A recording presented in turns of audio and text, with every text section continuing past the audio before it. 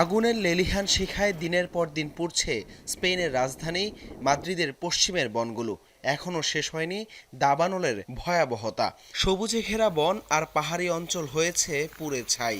তবে দাবানলে বিপর্যস্ত মাদ্রিদের সিয়েরা ওয়েস্তে অঞ্চলের পাশে এবার দাঁড়িয়েছেন আর্জেন্টাইন সুপারস্টার লিওনেল মেসি। মাদ্রিদের কাছাকাছি এবং আভিলা প্রদেশে দাবানলের ফলে স্পেনে জাতীয় জরুরি অবস্থাও ঘোষণা করা হয়েছিল। ভয়াবহ এই দুর্যোগে ক্ষতিগ্রস্ত এলাকা পুনর্গঠনের জন্য ৮০,০০০ ইউরো সহায়তা করেছেন এই বিশ্বকাপ জয়ী তারকা। বাংলাদেশি মুদ্রায় যা প্রায় ১,১৫,০০,০০০ টাকা।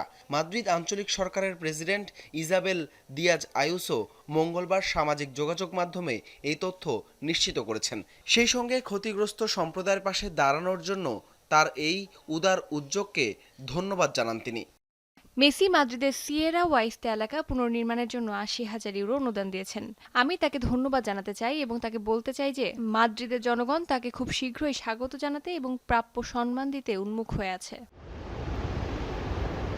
ওয়েস্তে অঞ্চলের ধ্বংসাত্মক এই দাবানলের ক্ষয়ক্ষতি মোকাবেলায় দুঃসময়ে অনুদান দিলেন মেসি। ২ সপ্তাহ আগেই ২০২৬ বিশ্বকাপের ফাইনালে স্পেনের কাছে ১-০ গোল হেরে যায় আর্জেন্টিনা। এর আগেও বিশ্বের নানা প্রান্তে মানবিক সংকটে বারবার সহায়তার হাত বাড়িয়ে দিয়েছেন এলএম10।